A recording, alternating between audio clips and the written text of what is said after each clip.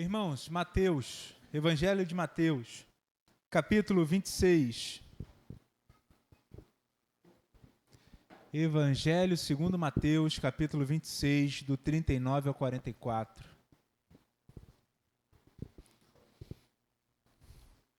Mateus 26, do 39 ao 44. Diz assim a palavra do Senhor. E adiantando-se um pouco, prostrou-se sobre o seu rosto, orando e dizendo: Meu Pai, se é possível, que passe de mim este cálice. Contudo, não seja como eu quero, e sim como tu queres. E voltando para os discípulos, achou-os dormindo, e disse a Pedro: Então nem uma hora vocês puderam vigiar comigo? Vigiem e orem, para que não caiam em tentação. O espírito, na verdade, está pronto, mas a carne é fraca. Retirando-se pela segunda vez, orou de novo, dizendo: Meu Pai, se não é possível que este cálice passe de mim, sem que eu o beba, faça-se a tua vontade. E voltando, achou-os outra vez dormindo, porque os olhos deles estavam pesados. Deixando-os novamente, foi orar pela terceira vez, repetindo as mesmas palavras. Irmãos, aqui estamos no texto. O Senhor Jesus lá no Getsêmani, logo depois de ter feito a última ceia, e ali já estava angustiado, passando pela aflição que ele iria sofrer na cruz. E aqui Jesus começa a orar ao Pai: Passa de mim este cálice, mas que seja feito a sua vontade. O Senhor faz essa oração 3 vezes. E sempre quando ele volta para os discípulos estão dormindo. Se realmente a oração foi curta a esse ponto, os discípulos estavam muito cansados. Ou talvez Jesus estava tão angustiado naquele momento que essa simples expressão, ele gastou bastante tempo ali.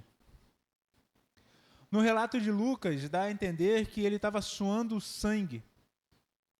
Tamanho era a aflição que ele estava passando. Irmãos, o Senhor Jesus, desde a eternidade, ele sabia que iria vir e morrer na cruz. Mas diante dessa aflição, do peso de carregar os nossos pecados, ele pede para Deus, para o Pai,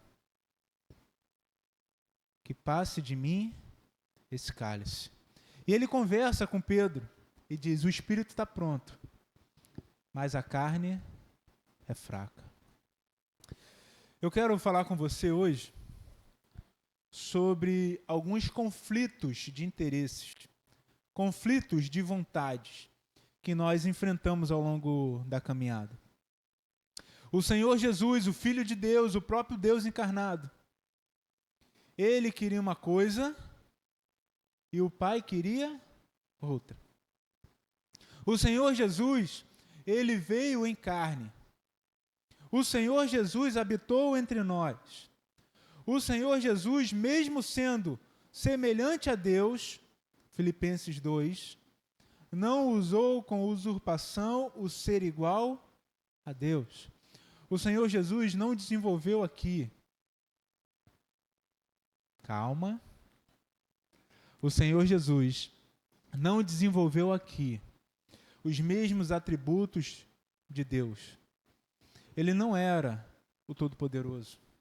Ele não era onisciente nem onipresente. Ele estava como ser humano. Um ser humano que diz que quando ele foi ao batismo e sai das águas, ele foi cheio do Espírito Santo. Isso aí ficaria um pouco fora de lógica, se nós entendermos que ele nasceu com todos os atributos. Ele foi cheio do Espírito Santo. E cheio do Espírito Santo, o Espírito de Deus o leva ao deserto para ser tentado. Ele vai ao deserto para ser tentado. E ali ele fica jejuando 40 dias. e sendo tentado os 40 dias. O relato talvez seja das tentações mais fortes, mas ele foi tentado todo o período. E nesse contexto, irmãos, talvez olhamos para Jesus e achamos que conforme ele ia crescendo, ele já ia citando todos os salmos, ia falando a palavra de Deus de cor e salteado, mas ele era uma criança, como nós nascemos. A diferença é que ele nasceu sem pecado. Ele não nasceu com todo o conhecimento, ele foi crescendo em sabedoria. Ele foi ganhando discernimento, ele foi aprendendo e foi ensinando. O ministério de Jesus começa com 30 anos. 30 anos. Depois que começou o seu ministério, essa foi a terceira ou a quarta Páscoa, dependendo de quando ele começou. Então Jesus teve 3 Páscoas ou 4 Páscoas. E aqui era o momento da Páscoa, a última Páscoa dele. O Senhor Jesus foi crescendo em conhecimento, foi crescendo em sabedoria, foi crescendo em se manifestar no Espírito. E nesse questionamento todo, que eu quero trazer para você, que o Senhor fala que chegará um momento que nós vamos fazer obras até mesmo superiores a que Ele fez. Se Ele tivesse vindo com toda a autoridade, isso aqui seria impossível para qualquer um de nós. João, ele vai olhar para Jesus agora, sim, ele tendo passado pela cruz, o cordeiro que se apresenta como leão. E ele tem todo o poder, toda a autoridade para abrir o livro, para romper os selos. Agora, ele recebe o nome que está sobre todos os nomes. Ele é o primeiro de muitos que vão ressuscitar. Ele é o Filho, que através de seu sacrifício fez vários outros se tornarem também filhos de Deus e co-herdeiros com o Senhor. Então temos conflitos de vontade. Em algum momento, você vai ter a sua vontade e Deus vai ter a vontade dele para você. Qual que deve prevalecer? Responder assim é fácil. Mas olha na sua vida. Olha na caminhada que você tem. Quantas vezes você foi tomando decisão sem consultar a Deus? Quantas vezes você foi tomando um caminho e pedindo para Deus vir te abençoando sem você ter consultado Ele anteriormente?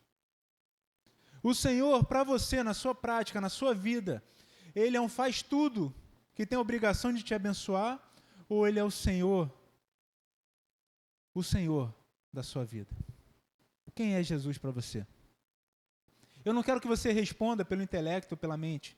Eu quero que você olhe para a sua vida, na sua prática, e responda da forma que você tem praticado. Em algum momento isso vai acontecer, irmãos. Deus vai ter algo para nós, e os nossos interesses vão entrar em conflito com os interesses de Deus, só que, como anda a tua oração? Você tem falado com Deus, seja feito a sua vontade, ou você fica só resmungando, murmurando, reclamando, se queixando, porque o que você quer não está acontecendo? Provérbios, capítulo 16. Depois, se for possível, você leia o capítulo todo. Mas eu quero ler com vocês os 4 primeiros versículos. O coração do ser humano pode fazer planos, mas a resposta certa vem dos lábios do Senhor. Fazer planos não é errado, mas a resposta para os nossos planos sai dos lábios do Senhor. Todos os caminhos de uma pessoa são puros aos seus próprios olhos. Tudo que você faz, tudo que você coloca a mão, você acha que está fazendo certo, que é a melhor coisa do mundo. Mas o Senhor sonda o Espírito. Talvez você fale assim, eu quero ser um missionário, eu quero ser pastor, eu quero pregar o Evangelho, eu quero ter um cargo na igreja, eu quero vir aqui para frente e louvar ao Senhor. Esses intentos não são ruins, por natureza, mas eles podem ser ruins de acordo com o que está no teu coração. O Senhor é aquele que vai sondar qual o real interesse que você quer em cada coisa. Você pode vir aqui, como eu sempre falo, e colocar o dízimo e a oferta, mas seu coração não está aqui nisso. Pelo contrário, está doendo você depositar. Não faça. Porque o intento do seu coração é ruim. O Senhor é aquele que sonda o espírito. Ele sabe como que você está. Para que você quer cada coisa de verdade. Versículo 3. Entregue as suas obras ao Senhor, e o que você tem planejado se realizará. Então, aqui às vezes há uma confusão. Há uma confusão. Será que Jesus não tinha crédito com o Pai? Porque ele orou e pediu para sair o cálice. E nós olhamos para a nossa vida e somos ensinados por muitas vezes a falar com Deus, mas Senhor, eu estou sendo fiel, eu estou sendo justo, eu honrei meu pai e minha mãe. E você começa a trazer o currículo diante do Senhor. Eu dou até o dízimo e a oferta. A gente confunde. O texto fala que aquilo que você planeja vai se realizar se você entregar ao Senhor.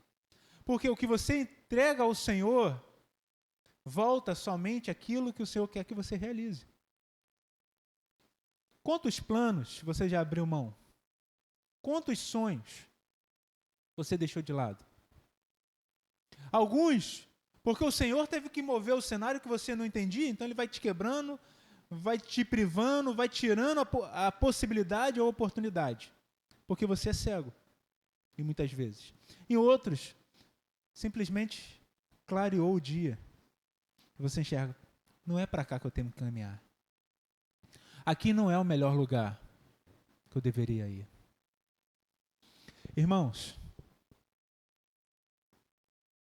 versículo 4.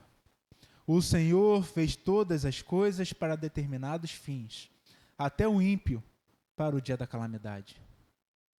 Até o ímpio é feito para o dia da calamidade. Por que o Senhor fez pessoas sabendo que nem todas vão caminhar com Ele? Esse texto já traz um vislumbre para a calamidade. Foram feitos. Queridos irmãos, quanto custa você servir a Deus? Quanto custa o reino de Deus para você? Quanto custa o benefício que o Senhor te deu para você chegar até aqui? O filho dele morrer naquela cruz, você ser lavado e comprado pelo sangue de Jesus, a sua história ser transformada. Quanto que isso custa? Quanto custa? E se você refletir bem, custa tudo.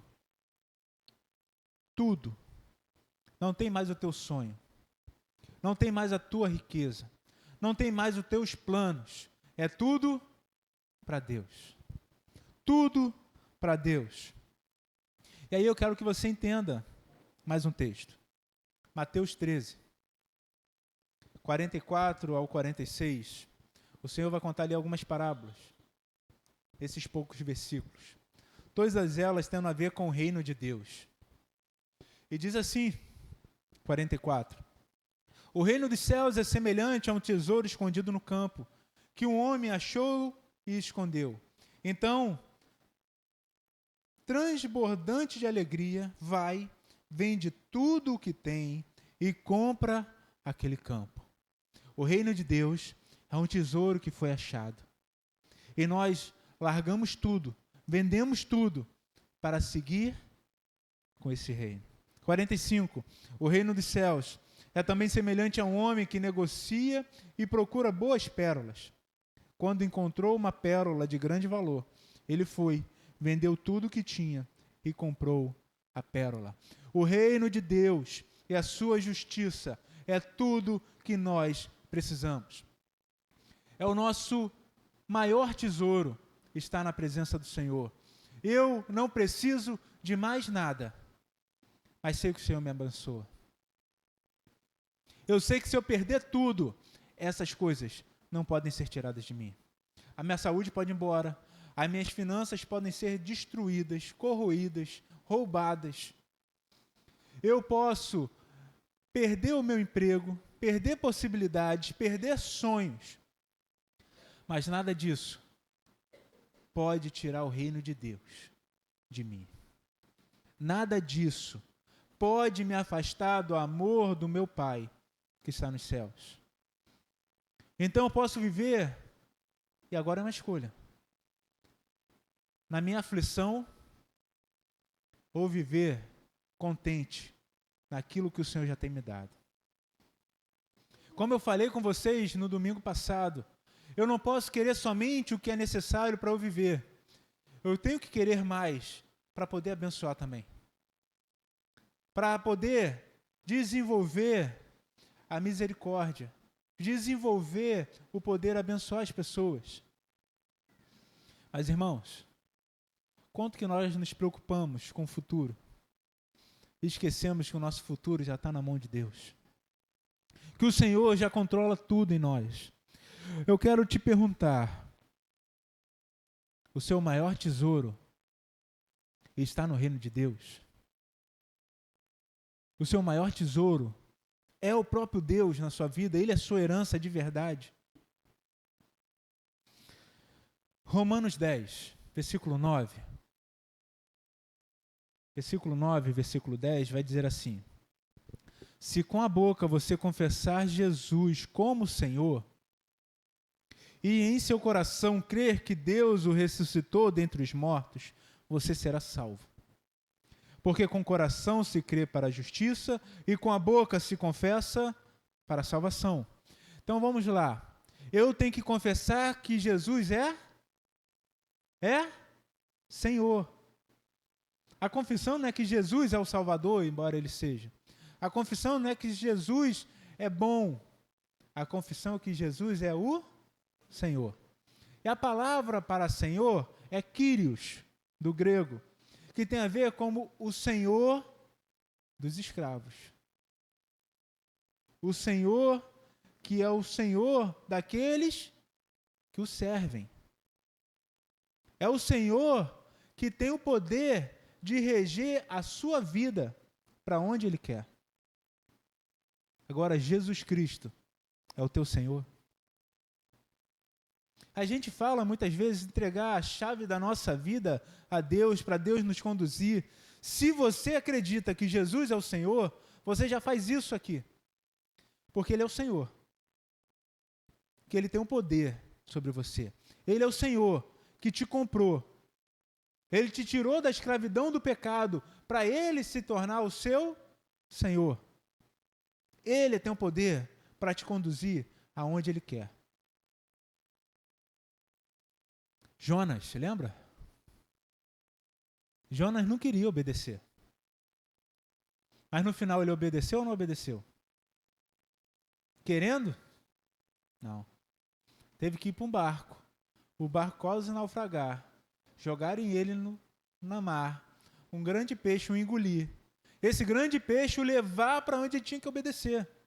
E muitas vezes nós estamos indo assim, dentro da barriga dos peixes. Sendo conduzidos, porque nós não queremos ir aos nossos passos. Não queremos nos dar para Deus como Ele pede. Então o Senhor vai vir nos quebrando, nos moldando novamente para você chegar onde Ele quer que você chegue. O processo é você que escolhe. Na maioria dos casos. Você escolhe. Talvez o processo que você está passando agora são escolhas ruins que você está tendo. Porque você não está se entregando aos pés do Senhor.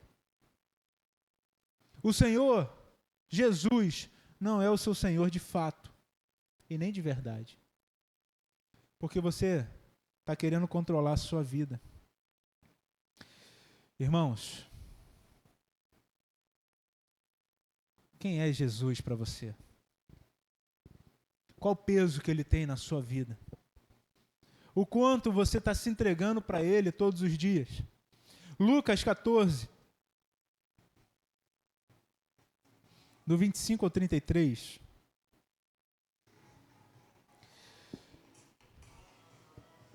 Vai dizer assim para nós: grandes multidões acompanhavam Jesus e ele, voltando-se, lhes disse.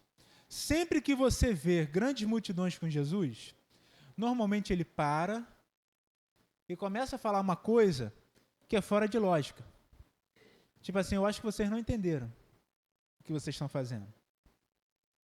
Porque se tivessem entendendo o que Jesus estava fazendo, não estariam seguindo a Jesus. 26. Se alguém vem a mim e não me ama mais do que ama o seu pai, a sua mãe, a sua mulher, os seus filhos, os seus irmãos, as suas irmãs e até a sua própria vida, não pode ser meu discípulo. Aqui é pesado, não é? O primeiro amor é dado a Cristo. Agora, se você ama teu filho, você ama teus pais, teus parentes, e vamos estender, se você ama o teu dinheiro, o seu negócio, você não é discípulo de Jesus. Não é. 27. E quem não tomar a sua cruz e vier após mim, não pode ser meu discípulo. E eu quero te lembrar de uma coisa: a sua cruz não é o seu cônjuge. Muito embora você ache. O cônjuge não é a cruz que você carrega. A sua cruz é aquilo que Deus manda você fazer. E aquilo você vai segurar e vai fazer. O Pai não mandou ele se entregar na cruz? E nesse momento final, o Senhor até pede: Senhor, Pai, tira de mim, mas seja feito a sua vontade. A nossa cruz muitas vezes vai ser assim, irmãos. Você vai estar carregando o peso daquela cruz e vai estar falando: Senhor, afasta de mim. Está doendo. Eu acho que eu não aguento mais. Mas seja feito a sua vontade. Versículo 28. Pois qual de vocês, pretendendo construir uma torre, não se assenta primeiro para calcular a despesa e verificar se tem os meios para concluir?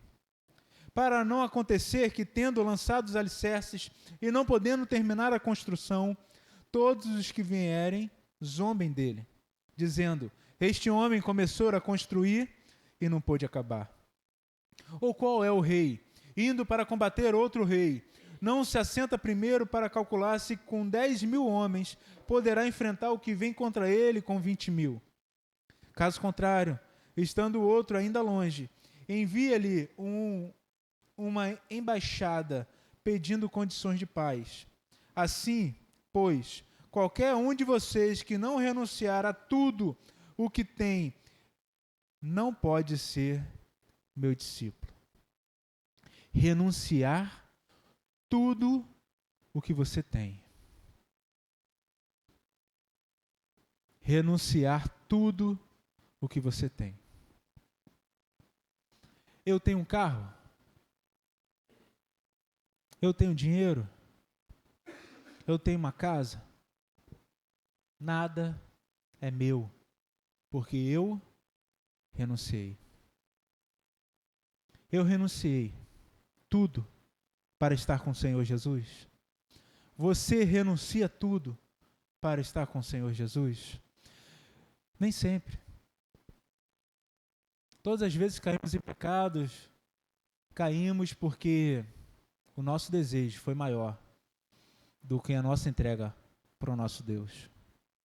Todas as vezes que caímos, foi porque não quisemos ficar de pé com o nosso Senhor. O estar no reino dos céus não era a maior coisa na nossa vista. Quer dizer que no dia que for, você vai parar de pecar? Não. Infelizmente. Mas você não vai mais cair como caía antes. E os nossos pecados vão começar a mais ser de pensamentos do que de atitudes, que também são pecados. mas a consequência é muito menor. Eu não estou falando de inferno agora. Estou falando da consequência aqui. Do pecado pela mente, do que o pecado na prática. Se Davi tivesse somente imaginado se deitar com Betseba, ele estaria em pecado. Mas por ele ter feito tudo aquilo, a família dele foi destruída. A espada nunca saiu da sua casa. As consequências do pecado são diferentes aqui. Vamos pagar os preços. O preço sobre tudo que cometemos. Mas eu quero te perguntar mais uma vez. O reino de Deus tem qual peso para você? É só uma palavra? É só uma palavra? Ou é uma vida?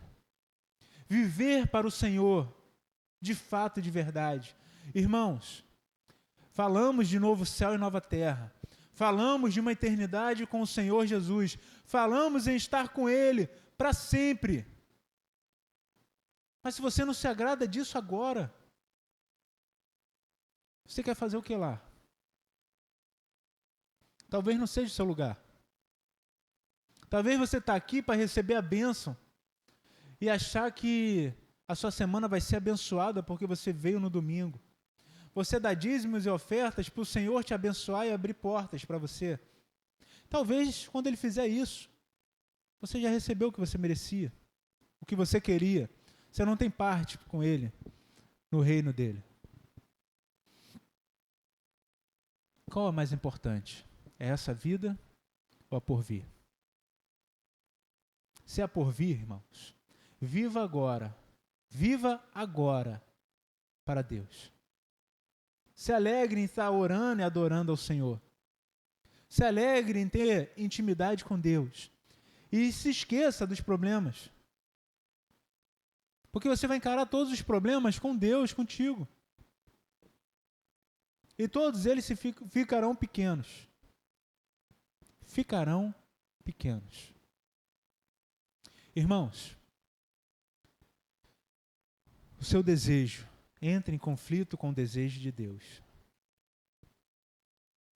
Mas a questão é, você tem aceitado, se submetido à vontade do Pai? Ou você ainda está reclamando? Ainda está se queixando? Muito do que você passa hoje é só fruto do que você plantou. Você está colhendo. A colheita é sua. Vai lá e pega. O fruto é ruim? Come. Você plantou. Agora que você plante novos frutos para ter colheitas melhores na frente. Mas está difícil, eu sei.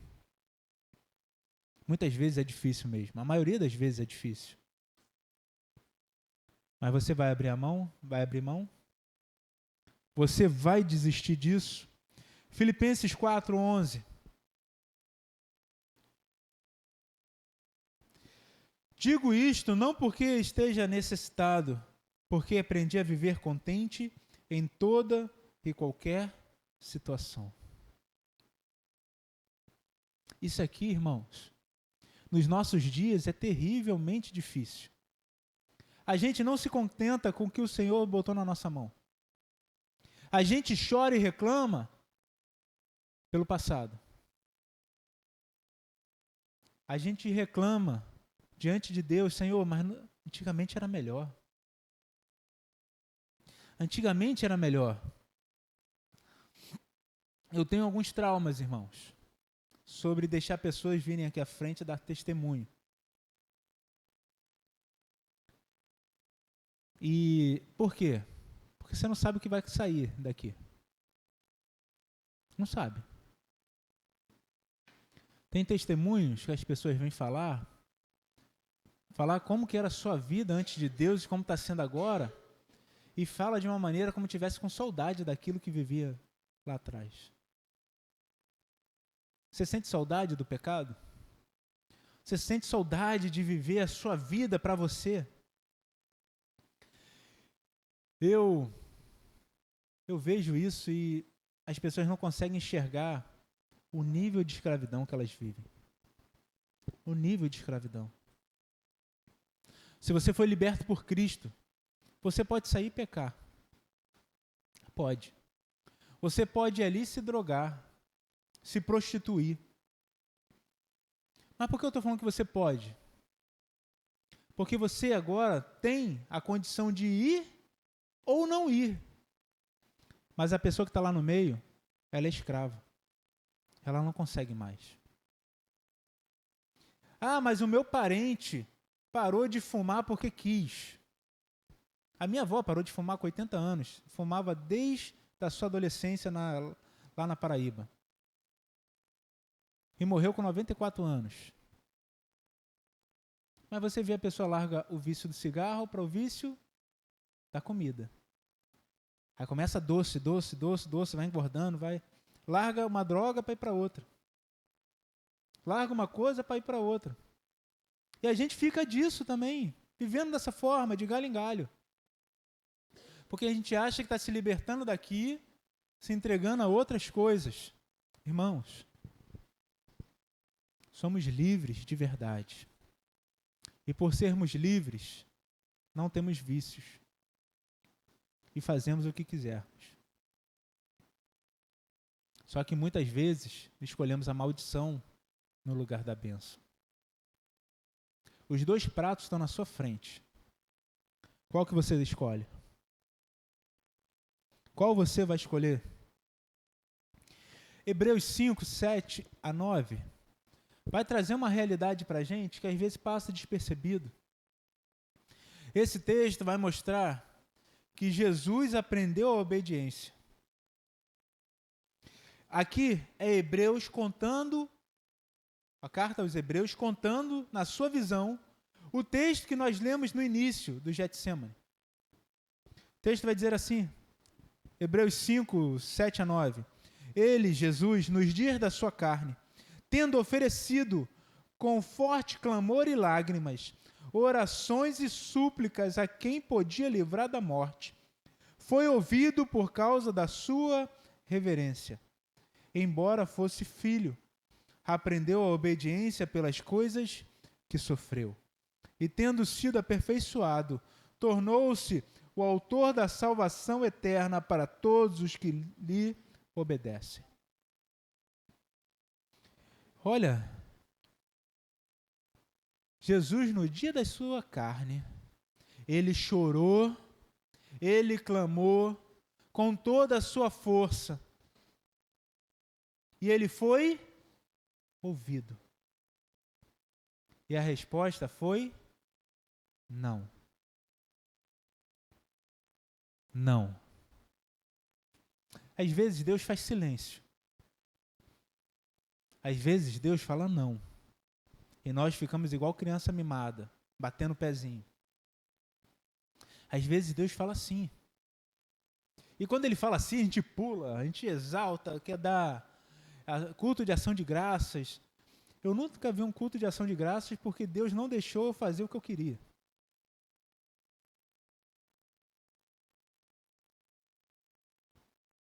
Não é o melhor que Ele tem para nós? Não é Ele que está gerindo a nossa vida? Ele não é o nosso Senhor? Até o não dele é bom. Só que a gente reclama. A gente não está enxergando lá na frente.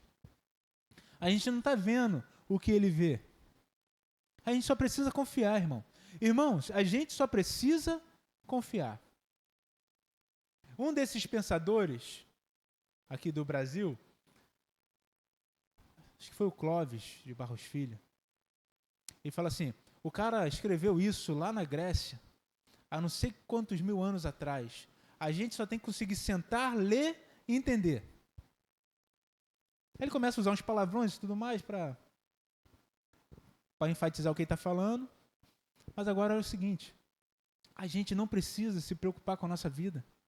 O Senhor, Jesus, é o nosso Senhor, é o nosso dono. É só viver, é só confiar e ir. É para cá? Eu vou.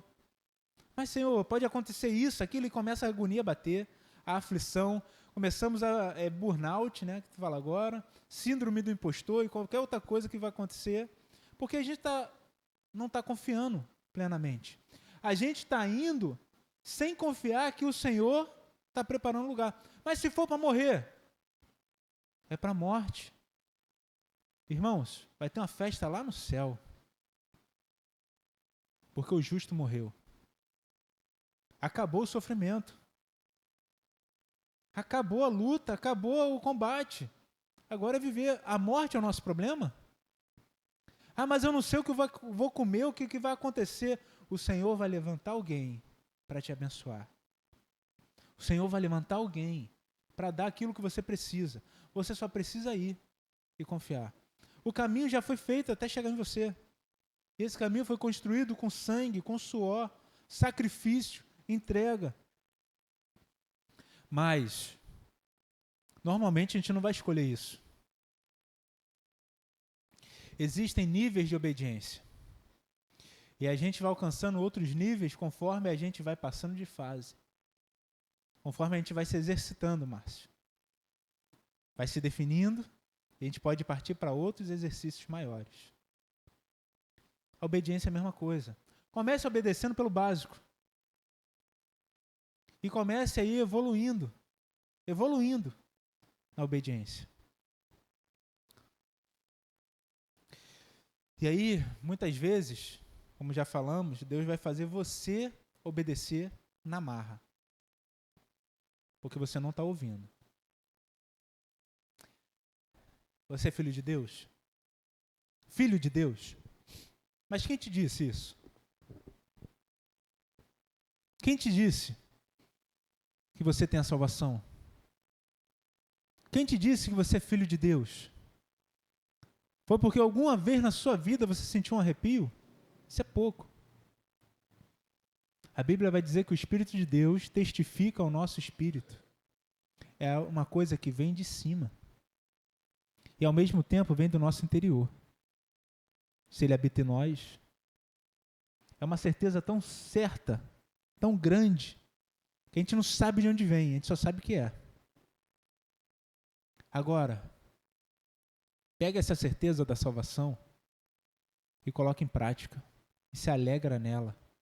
A alegria da salvação é você estar preso lá no container na Eritreia, no sol, no calor, no frio, apanhando, sem ter tempo, sem ter privacidade. E ainda assim, a presença de Deus está contigo e você está se alegrando. É você ser preso para o campo de concentração, viver lá peregrinando no sofrimento. E ainda assim, o Senhor não te abandona. É você ser preso na China, porque era pastor, e depois de décadas, quando você é solto, a igreja multiplicou sozinha, sem pastor. Porque o Senhor que está nesse negócio, a obra é dele, o reino é dele, nós só temos que ir acreditar. Ele já entregou o filho, ele já planejou tudo, ele até mesmo preparou o bom caminho, as boas obras para nós fazermos. É só ir e executar. Confiança é o que falta. Confiança no Senhor. Esse contentamento, esse nível de entrega se aprende, irmãos. Se aprende. Aprenda a viver confiante no Senhor. Aprenda a viver para o Senhor. Romanos 2, versículo 4. Ou será que você despreza a riqueza da bondade, da tolerância e da paciência de Deus, ignorando que a bondade de Deus é que leva você ao arrependimento? Deus é bom. É bom? Sim ou não? Sim. Deus é bom. Essa bondade de Deus é uma riqueza. A bondade de Deus é tolerante e paciente. A bondade de Deus nos leva ao arrependimento. Ao arrependimento. Eis agora a tua oportunidade de se arrepender. Talvez você está querendo controlar a sua vida. E está brigando com Deus, brigando. Irmãos, é como se você estivesse dando murro em ponta de faca. Você só vai se machucar. Comece a ouvir o Senhor e confiar nele. Confiar nele. Sabemos que você plantou muito mal no passado. E muito disso você está colhendo ainda, agora. Deus te dá a oportunidade de mudar a tua história. Plante coisas boas. E até aquilo que você está recebendo, amargo como fel, Deus pode transformar em doce. E até as coisas ruins que te acontecem, porque você merece, o Senhor pode trazer disso bons planos e bons feitos na sua vida. Só confiar. É só confiar e fazer a vontade dele. E para que ele te elegeu? Para que ele te salvou? Primeira carta de Pedro, capítulo 1, versículo 2. 1 Pedro 1, versículo 2. Eleitos segundo a presciência de Deus Pai, em santificação do Espírito, para a obediência e a aspersão do sangue de Jesus Cristo. Ele te elegeu para você obedecer. Para o sangue de Cristo estar sobre você. Ele te elegeu. Então obedeça. Obedeça ao Senhor. Viva para a obediência. Jesus ainda estava aprendendo a obedecer, mesmo sendo filho de Deus. Lá no Getsêmani, pronto para ir ao último momento da redenção da humanidade. Ele ainda estava aprendendo a obedecer. E ele aprendeu a obedecer em tudo aquilo que ele passou. Ele aceitou aquele cálice. E aquele cálice fez ele sofrer. Ter a sua carne triturada pelo castigo. Cortado. Tiraram toda a sua decência ao andar nu, segurando a cruz. Sofreu essa humilhação por você e por mim. O Senhor Jesus vai naquela cruz. Aquela cruz que não foi feita para ele. Aquela cruz que era para Barrabás. A cruz era sob encomenda, irmãos. Personalizada para cada um. Então, provavelmente tiveram que esticar o Senhor para ele caber naquela cruz. Ele carregou. Foi pendurado. Pendurado. Para que quando nós olhássemos para ele, pendurado lá, ter a mesma figura do Antigo Testamento da serpente que foi levantada. E aqueles que foram mordidos pela serpente eram curados. Agora, quando você olha para a cruz, vê o Senhor lá, crucificado, o veneno do pecado não faz mais efeito na nossa vida.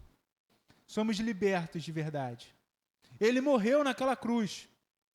E aquela morte tem que ser lembrada por nós todos os dias. Mas ele ressuscitou. Ele ressuscitou. Voltou à vida. Ele é o primeiro de muitos. Subiu aos céus. Intercede por nós à direita do Pai. E um dia voltará. Voltará para levar sua igreja. Temos a promessa que o povo de Deus estará na primeira ressurreição.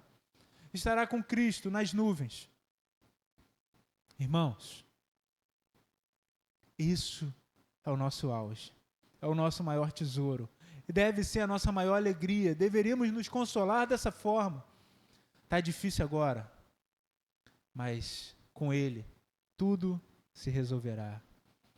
As lágrimas serão enxugadas. A morte não terá mais sua vez.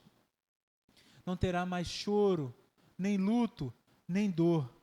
Tudo se tornará passado. A alegria do Senhor. A alegria do Senhor tem que nos movimentar todos os dias. Vamos ficar de pé, irmãos. A alegria do Senhor. Então, para você viver nessa alegria, você vai passar por lutas. Você vai ter que abrir mão de sonhos. Você vai ter que confiar que o Senhor Jesus é o Senhor da sua vida. Confesse que Ele é o Senhor. Confesse que Ele é o Senhor. Talvez você precise entregar sua vida para o Senhor, de verdade. Faça isso nessa manhã. Talvez você precise se arrepender e voltar a dar os passos de fé diante de Deus. Faça isso nessa manhã. Não perca a oportunidade. Não perca a oportunidade. Olha para trás. Teve um dia que você brincou pela última vez com seus amigos na rua. Teve um dia que você deu o último abraço no seu ente querido. Teve um dia que alguma coisa acabou. E talvez hoje possa ser o dia que a sua oportunidade irá acabar. Aproveite. Se arrependa. Se arrependa. Feche seus olhos. Feche seus olhos, ore a Deus. Se você não está confiando em Deus como deveria confiar, peça perdão, fala com Ele. Se você não está deixando Deus conduzir a sua vida, fala com Ele, porque Ele não está sendo Senhor na sua vida agora. Olha para a sua vida, os seus erros do passado não podem mais refletir quem você é agora. Você é filho de Deus. Viva nessa caminhada. Pare de se preocupar com o futuro, pare de se preocupar com as coisas por vir. Viva o agora em Cristo e o amanhã pertence a Ele. Se pertence a Ele, Ele vai fazer o que for necessário para nós. Se é vida, vida. Se é morte, morte. Mas estaremos com Ele, vivos ou mortos. Ore a Deus.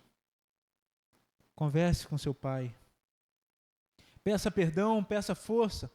Ou se entregue de verdade agora. Caminha no Senhor. Senhor, somos gratos pela manhã que o Senhor nos deu. Somos gratos, Senhor Deus, por esse culto, por essa mensagem. Senhor, sabemos que precisamos nos moldar a Ti. Nos moldar ao Senhor. Senhor, as nossas vontades, os nossos desejos, os nossos sonhos, muitas vezes, tomam uma parcela muito grande do nosso dia e da nossa vida. Mas, Senhor, queremos nos submeter a Ti. Olha para nossas escolhas, Pai. Olha para os nossos planos. Olha, Senhor Deus, para os nossos sonhos. E, Senhor, nos guie de acordo com a Sua vontade. E se não for da Sua vontade, que aprendamos, Senhor Deus, a largar a mão, a abrir mão dessas coisas, nos afastar desses sonhos, desses planos, que não é da Sua vontade. Nos ensine a confiar mais em Ti, nos ensine a obediência, Pai. A obediência. Que possamos desfrutar desses níveis de obediência, de obedecermos até a morte, se for necessário, de obedecermos, Senhor Deus, a Ti, como convém, como verdadeiros adoradores, como aqueles que Te servem, Senhor Deus, como Teus filhos que confiam em Ti. O Senhor Jesus é o nosso Senhor. Nele confiamos, nele nos entregamos e nele iremos fazer a vontade do nosso Pai. Senhor, nos quebra, nos molda novamente, tira o coração de pedra, coloca um coração de carne, mas não nos deixe presos, nem nos nossos sonhos, nem nos nossos desejos, Senhor Deus, nem no nosso pecado, mas que possamos nos prender a Ti, Senhor. Caminhar contigo, viver para o Senhor todos os dias, caminhar em novidade de vida, de glória em glória. Senhor, não vai ser a doença, não vai ser a morte, não vai ser o dinheiro, não vai ser as posses que vão nos afastar do Senhor. O Seu amor está acima de todas essas coisas. A questão é que muitas vezes queremos amar essas coisas mais do que a Ti. E amamos a nossa vida com tanta força que esquecemos de entregá-la para o Senhor. Senhor, a nossa vida é Sua. Faça com ela o que o Senhor quiser. Faça conosco o que o Senhor quiser. Nos dá simplesmente a condição para termos essa fé de confiarmos em Ti. De confiarmos no Senhor, que o pão não vai faltar. Não vai faltar pessoas para nos abençoar. Também não vai faltar pessoas para que nós possamos abençoar. Não vai faltar pessoas para falarmos desse evangelho e vermos vidas sendo transformadas. Senhor, queremos fazer a diferença na vida de outra pessoa. Senhor, se tem aqui pessoas desistindo da família, quebra o coração e quebra a mente, quebra a vida, porque família é um plano do Senhor. E temos um compromisso de até a morte, caminharmos com o nosso cônjuge. Senhor, se tem pessoas aqui querendo abrir mão da fé, abrir mão, Senhor Deus, de Ti, Senhor, abra os seus olhos, tire essa cadeia que os prendem, para que eles possam olhar para o Senhor e Te enxergar como Salvador, como o Senhor das suas vidas, como libertador. Senhor, você ainda tem aqueles que estão amargurados, que ainda não se perdoaram pelos crimes, pelas falhas que fizeram diante do Senhor. Senhor, que eles possam aceitar o Teu perdão e viver, Senhor Deus, em novidade de vida, caminhando contigo. Senhor, precisamos de Ti na nossa vida. Precisamos que os nossos planos sejam Teus planos. Precisamos que os nossos sonhos sejam os Teus sonhos. Precisamos orar como convém e saber que tudo aquilo que pedirmos no Senhor, se for da Sua vontade, será atendido. No tempo certo, na hora exata, para fazer a Tua vontade e o Seu nome ser glorificado. Que cada um que aqui está se tornem aqueles que Te glorificam e Te adoram em espírito e em verdade, em toda e qualquer situação ou circunstância. Senhor, esse é o nível de igreja que queremos ser. Esse é o nível de filhos que queremos nos tornar diante do Senhor. E isso pedimos em nome de Jesus. Amém.